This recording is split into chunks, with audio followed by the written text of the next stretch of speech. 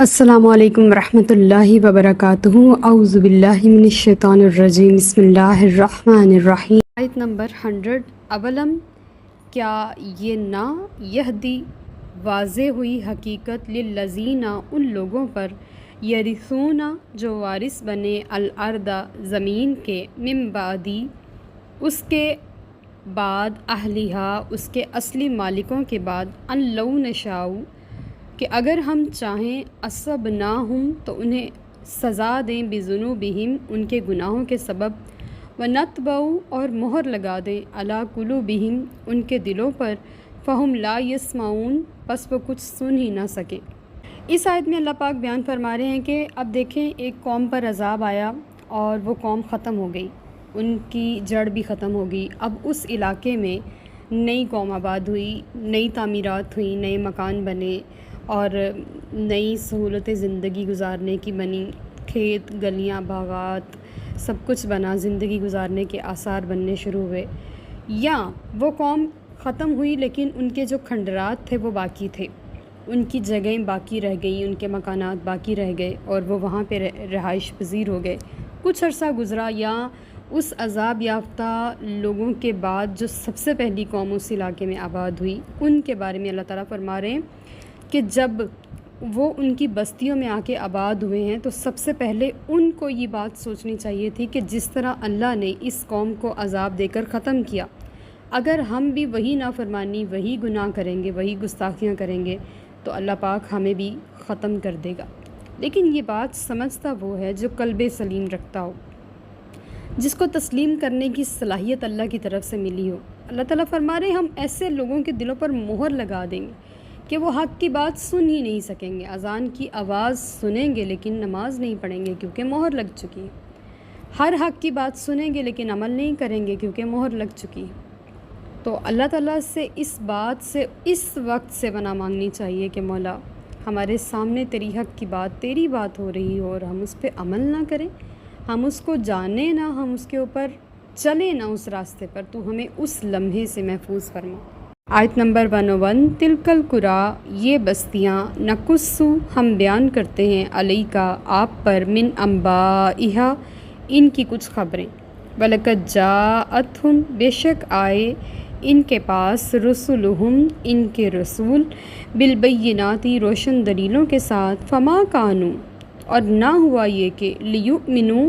کہ وہ ایمان لاتے، بما کذبوا اس پر جس کو جھٹلا چکے تھے، من قبل اس سے پہلے، کذالک اسی طرح، یطبع مہر لگا دیتا ہے اللہ تعالیٰ، علی قلوب الکافرین کافروں کے دلوں پر۔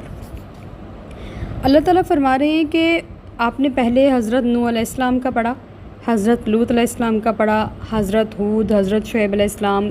حضرت ابراہیم علیہ السلام کی قوم کا بھی واقعہ پڑھا، اور جس علاقے میں آپ نبی بنا کر بھیجے گئے نمرود کا واقعہ بھی پڑھا۔ تو ہم ان ساری بستیوں کی خبریں آپ سے اس لیے بیان کرتے ہیں کہ اے نبی، آپ روشن دلیلوں کے ساتھ آئے ہیں، اور وہ بھی رسول اللہ کی طرف سے روشن دلیلوں کے ساتھ، معجزات کے ساتھ، کتابوں کے ساتھ، صحائف کے ساتھ تشریف لاتے تھے، اور وہ ان کی دعا سے ان کے حالات بھی سنور جایا کرتے تھے۔ لیکن ان کی اپنی ہٹ دھرمیاں اور اسلام قبول کرنے کی جو ریسٹرکشنز ہیں، یعنی کہ جن باتوں کو انہیں چھوڑنا پڑتا اور وہ اس کے اوپر قائم تھے اور وہ اس کو چھوڑنا نہیں چاہ رہے تھے، صرف اس صورت میں وہ اسلام قبول نہیں کر رہے تھے، یا جن بتوں کی، درختوں کی یا آگ کی یا جن بے جان مخلوقات کی وہ پوجا کر رہے تھے، ان کو چھوڑنا ان کے لیے آسان نہیں تھا کہ وہ صدیوں سے ان کی پوجا میں منہمک تھے،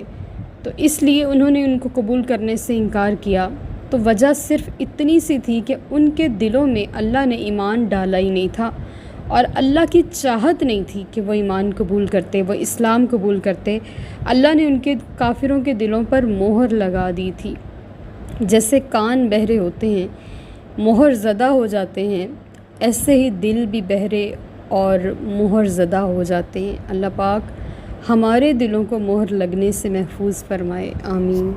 آیت نمبر 102۔ وما وجدنا اور نہ پایا ہم نے، لِأَكْثَرِهِمْ ان کی اکثریت کو، من عہد وعدے کا پابند، وَإِن وجدنا اور ضرور پایا اکثرہم ان میں سے اکثر کو لفاسقین نافرمان حکم عدولی کرنے والا، یعنی کہ یہ ایسی قوم تھی کہ ضدی اور ہٹ دھرم تھی، کوئی بھی معجزہ، کوئی بھی دلیل، کوئی نصیحت، کچھ بھی ان کو اس بات پر آمادہ نہیں کر سکا کہ وہ حق کو قبول کریں، اور یہ جان بوجھ کر شرک میں مبتلا رہنے والی قوم تھی اور وہ وہاں سے نکلنے والی نہیں تھی۔ اور ان کی جو سب سے غلط عادت تھی، اللہ پاک نے فرمایا کہ میں نے ان میں سے اکثر لوگوں کو وعدے کا پابند نہیں دیکھا۔ یہ ان کی عادت تھی، فطرت ثانیہ ہوتی ہے نا ایک چیز جس کے اوپر محنت نہیں کرنی پڑتی، وہ خود بخود سرزد ہوتی ہے، تو اس پر انہیں محنت نہیں کرنا پڑتی تھی، وعدہ کرتے تھے توڑ دیتے تھے، چاہے وہ اللہ سے کریں، اپنے آپ سے کریں، بندوں سے کریں، جس کے ساتھ بھی وہ وعدہ کرتے تھے وہ کبھی وعدے کا پابند نہیں پایا۔ آپ دیکھیں ان کی ذرا سی بات ہمارے ساتھ کیوں شیئر کی جا رہی، ان کے اندر کے خصائل بھی ہمارے ساتھ شیئر کی جا رہے ہیں، ان کی برائیاں بھی شیئر کی جا رہی ہیں، ان کی اچھائیاں بھی شیئر کی جا رہی ہیں، ان کی ہر ایک بات ہمیں بتائی جا رہی ہے۔ ریزن کیا ہے؟ صرف اتنی ہے کہ ہم ان کو نہ اپنائیں، ہم ان سے دور رہیں، کہ یہ ان کا شیوا ہے، وعدہ توڑنا ان کا شیوا ہے۔ ہمیں حتی الامکان تو وعدہ کرنا ہی نہیں چاہیے۔ سب سے پہلے ہمیں کوشش کرنی چاہیے کہ جس بات پہ ہم کھڑے ہیں، ہماری کمٹمنٹ جس بات پہ ہوئی ہے، ہم اس کو وقت پر پورا کریں۔ اول تو وعدہ کرنا ہی نہیں چاہیے، ایک وعدہ اور دوسرا دعویٰ، لیکن اگر کبھی کر بیٹھیں کسی مجبوری میں آ کے تو پھر اس کو اپنی جان دے کر نبھانا چاہیے، وعدے سے نہیں پھرنا چاہیے۔ منافق کی علامتوں میں سے ایک علامت وعدہ کر کے توڑ دینا ہے، اس لیے اس تکلیف سے بچنے کے لیے اتنا ضرور کہہ دینا چاہیے کہ میں وعدہ نہیں کرتی لیکن میں کوشش پوری کروں گی کہ میں اس کام کو کر جاؤں، کر گزروں۔ تو اللہ پاک نے ان کی بات ہمیں بتانے کا مقصد یہ ہے کہ ہم نے ان سے یہ سیکھنا ہے۔ اور دوسرا جو ان میں عیب تھا وہ نافرمان تھے، یعنی کہ ان کے پیغمبر ان کو جو بھی حکم دیا کرتے تھے وہ حکم عدولی کیا کرتے تھے، وہ بات نہیں مانتے تھے۔ آج ہم نے اپنی اولادوں کی تربیت کرنی ہے تو ایسی ہی کرنی ہے کہ وہ خود بخود بات ماننے پر راضی ہوں، اور اس کا سب سے آسان حل یہ ہے کہ ہماری ان کے ساتھ دوستی ہو، پیار ہو، محبت ہو، انڈرسٹینڈنگ ہو، وہ ہمیں سمجھیں، ہم انہیں سمجھیں، کبھی ہم ان کی مانیں، کبھی وہ ہماری مانیں۔ اس انداز سے حکم عدولی نہیں ہوتی، اس انداز سے انڈرسٹینڈنگ سے بات منوائی بھی جاتی ہے، پیار سے بھی، غصے سے بھی، کبھی ڈانٹ کے بھی، کسی بھی طریقے سے۔ لیکن ہم اپنی اولادوں کو سکھائیں گے تو کل انہوں نے ہی ملک کی باغ دوڑ سنبھالنی ہے اور ان کے ہاتھ میں ہی معاشرہ آئے گا، تو پھر جب ہم گھر سے تربیت کر کے بھیجیں گے تو انشاءاللہ معاشرے میں بگاڑ نہیں آئے گا۔ آیت نمبر 103، ثم پھر بعثنا ہم نے بھیجا، من بعدہم ان کے بعد، موسیٰ علیہ السلام کو بھی آیاتنا اپنی نشانیاں دے کر، الی فرعون کی طرف، و ملئہ اور اس کے درباریوں کی طرف یا سرداروں کی طرف، فظلموا تو انہوں نے انکار کیا، بہا اس کا۔ یہاں پہ جو ظالموں کا لفظ ہے وہ اپنی جان پہ ظلم کرنے کا معنی میں آ رہا ہے، کہ خود کو اسلام قبول کرنے سے انکار کر کے اپنی جان پہ ظلم کیا۔ فانظر پس دیکھو، کیفا کیسا، کانا عاقبۃ انجام ہوا، المفسدین فساد پھیلانے والوں کا۔ یہاں سے موسیٰ علیہ السلام کا تذکرہ شروع ہو رہا ہے۔ قرآن پاک کی شاید ہی کوئی صورت یا کوئی پارہ ایسا ہوگا جہاں موسیٰ علیہ السلام کی بات نہ ہو رہی ہو۔ اللہ پاک نے موسیٰ علیہ السلام کا بار بار تذکرہ کیا، تکرار کے ساتھ کیا، اور ہر مقام پہ مختلف انداز سے کیا، اور یہ اللہ کے کلیم ہونے کی حیثیت سے اللہ کے قریب ہیں، کہ کائنات میں واحد نبی ہیں جن کو اللہ پاک نے اپنے ساتھ بات کرنے کے لیے مختص فرمایا، چنا۔ تو اس لیے اللہ پاک ان کا تذکرہ بار بار قرآن پاک میں فرماتے ہیں۔ یہاں پہ اللہ تعالیٰ فرما رہے ہیں کہ موسیٰ علیہ السلام کو فرعون اور اس کے درباریوں کی طرف نبی بنا کر بھیجا، نشانیاں دے کر بھیجا۔ حضرت موسیٰ علیہ السلام جو تھے وہ مصر میں آپ پیدا ہوئے، اور جو فرعون تھا وہ اس علاقے کا سردار تھا۔ فرعون کا جو لفظ ہے نا، را اور عین، اس کا مطلب ہے سورج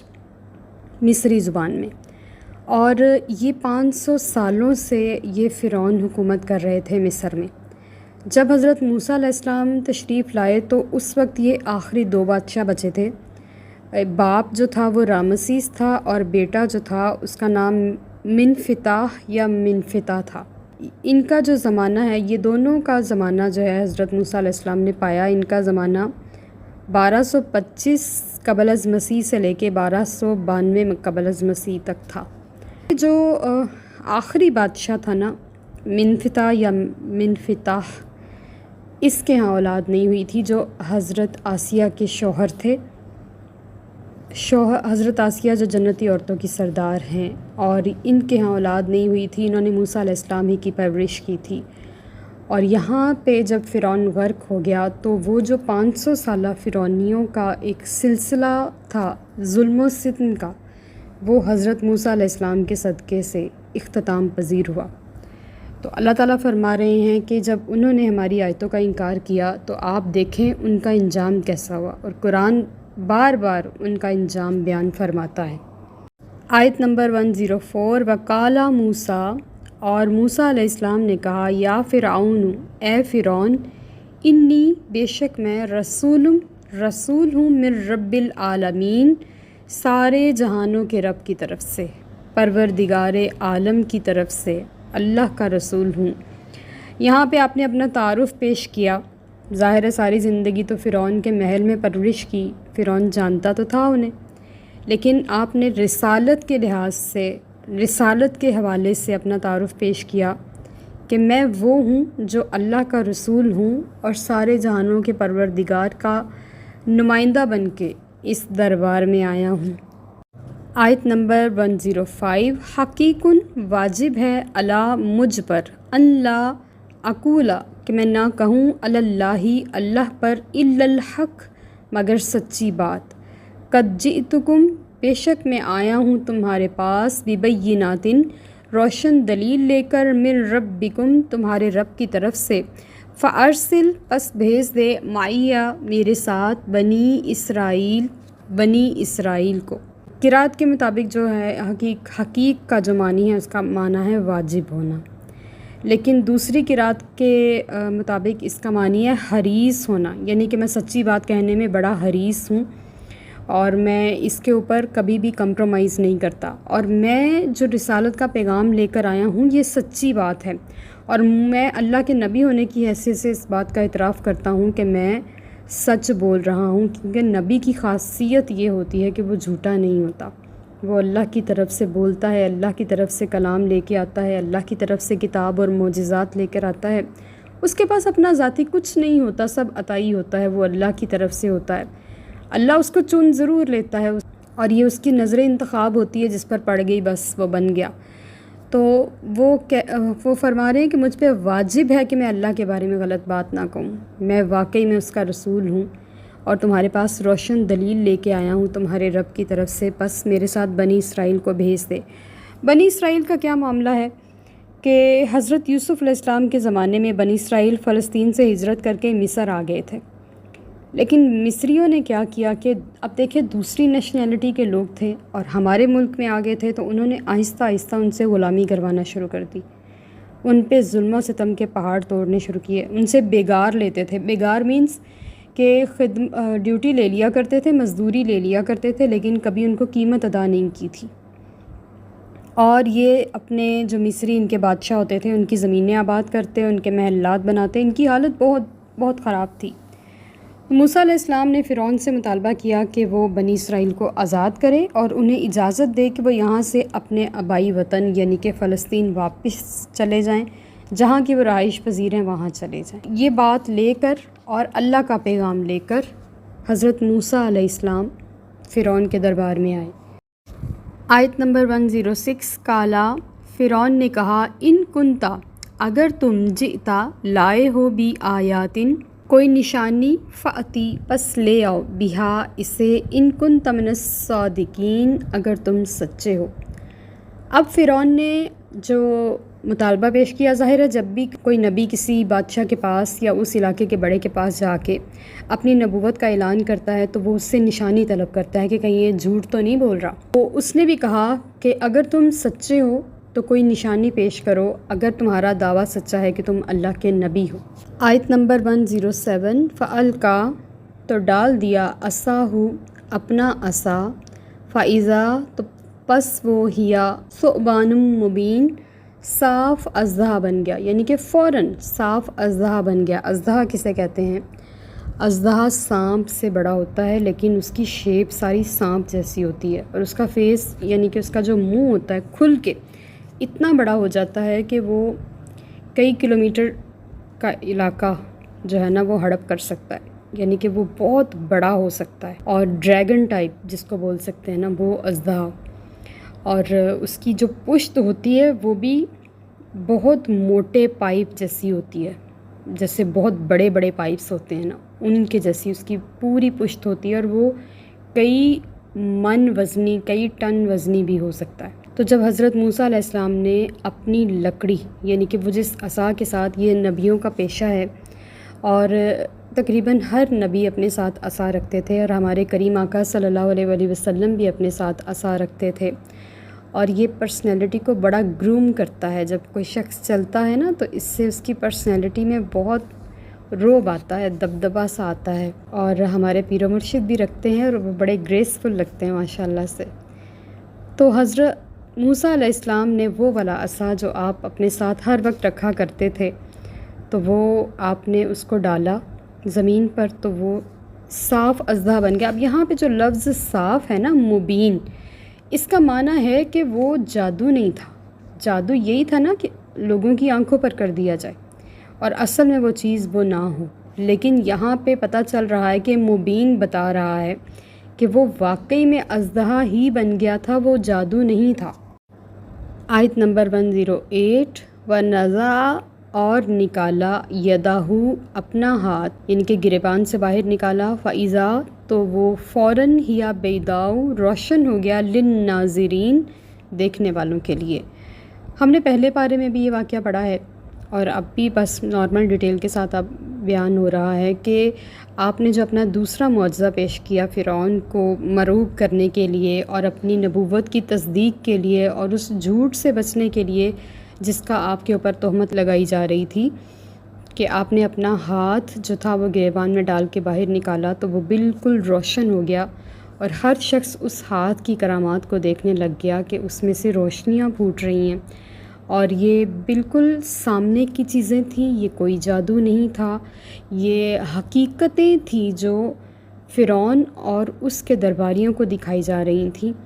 اور یہ کوئی ان کے اوپر یا ان کی آنکھوں کے اوپر جادو نہیں تھا۔ یہ دو معجزات لے کے حضرت موسیٰ علیہ السلام فرعون اور اس کے درباریوں کے دربار میں حاضر ہوئے۔ وَمَا عَلَيْنَا إِلَّا الْبَلَاغُ الْمُبِينُ۔ Like, subscribe and share.